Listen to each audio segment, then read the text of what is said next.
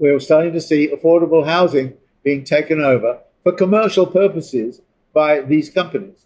And this, of course, is what Blackstone did in 2007, 2008. 2007, 2008, nobody really knew very much about Blackstone. They were quite a small player. But what they basically did was to go to the banks, borrow loads and loads of money from all kinds of people and say, all right, we'll go to the banks and we're going to pick up all of the foreclosed properties which exist.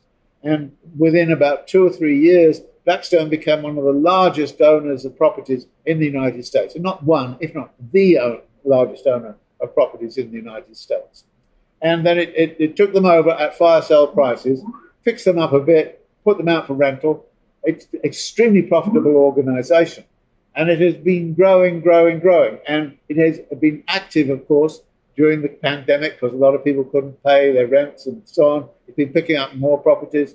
But Blackstone is also operating on this affordable housing stuff, taking over rental properties like the one in Bushwick and like it did in Detroit, like it's done in San Francisco, like it's done international. I have colleagues in Barcelona who are upset with the way Blackstone is operating in the housing market in Barcelona. They were operating in Copenhagen, doing exactly the same thing towards affordable housing there. But in that case, they were stopped by public demonstrations on the street. It became so bad publicity that in effect they withdrew. Now they have been operating in China, and now they're trying to position themselves in the Chinese market to say to the Chinese government, we are the private equity company that can come in from outside. We have the expertise to provide affordable housing. So the mountain that Chinese are going to climb is maybe they will climb a little way up the mountain with the help of Blackstone. But the big question is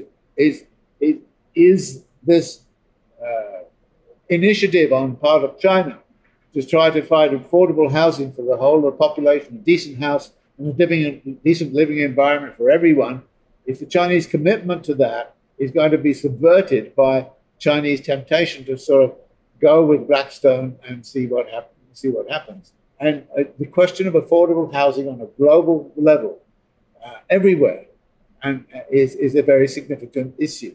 And it cannot be done through the private sector. It absolutely cannot be done. And every time there's some attempt to fix things up so the private sector can somehow or other do something or other with it, it goes wrong. You have to be anti-capitalist in order to be able to provide affordable housing for people in a decent living environment. That is the only way to do it.